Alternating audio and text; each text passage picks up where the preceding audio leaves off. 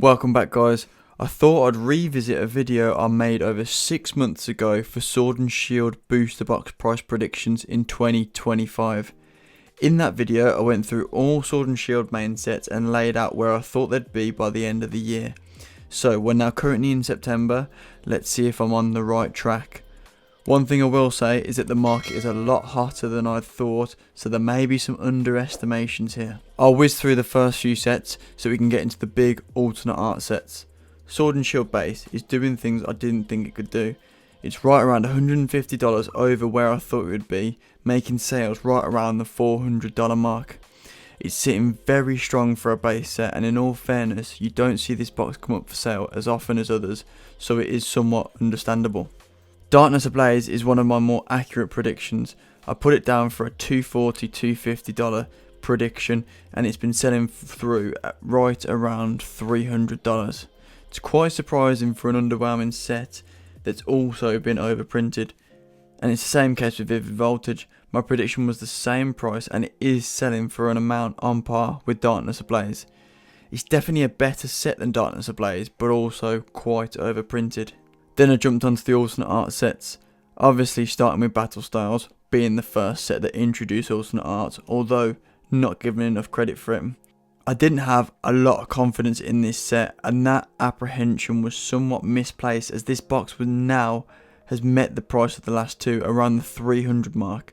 I'm glad it has, as it was potentially undervalued in my opinion, but it does make me think as to whether this set is still underpriced when you compare it to Vivid and Darkness. Do all these sets at the same price make sense? Now it's time for the embarrassing bits. The bigger sets in Sword and Shield have taken off far more than I had anticipated. Chillin' is a 500 plus box, meaning I was about 25% off on that one. Some people still say it's undervalued, but it's definitely not a cheap one anymore. And the big boy, Evolving Skies, has done things. It has done a lot of things this year.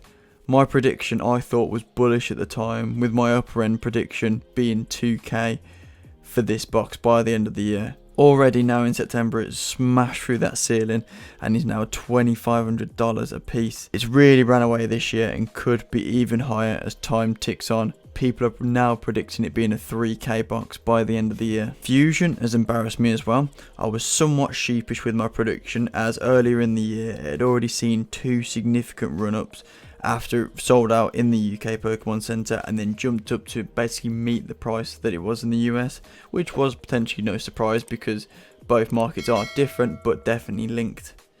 And usually the UK market follows the US one with a little bit of lag. My thoughts put this box at $500, but it's been teetering over the $800 mark already. Brilliant Stars gets me a small win with only a $100 difference between where it is and where I thought it would be. I'm taking whatever I can at this point. Again, this is another one that a lot of people in the space still believe has room to run up before this year is out. People are putting a lot more confidence in this set and Chillin' to be, not quite at Fusion levels, but really reduce that gap in between the boxes. Astral Radiance I'm a little closer onto. It's run up to around 400 now, but has stayed a little lower than others as it's still missing that one big chase card. However, this is perhaps why people believe Brilliant is undervalued. I definitely consider Brilliant a better set than Astral, but how much better price wise is debatable. And finally, the one that everyone has got to get their hands on at the moment, that is Lost Origin. I've criminally undervalued this set. It's pretty much double what I was expecting, sitting right around the 800 mark. The T-net has been going crazy, to be fair, especially in a PSA 10, and so the boxes have jumped considerably to support this essentially. So overall, we've found out that I am terrible at predicting box prices. We were coming into a bull market when I made these predictions, so I was ambitious with some of these, like Evolving Skies, but that still wasn't strong enough. I think it's fair to say this market has caught a lot of us out and is stronger than most would have anticipated. It is overall good for the hobby though, as it has brought more eyeballs onto the IP and people back into the hobby and new people into the hobby. That's what we've been finding, it shows lots and lots of new people in the hobby. Where this market trend ends, we do not know. Let me know if you guys got any closer with your predictions, and thank you very much for watching.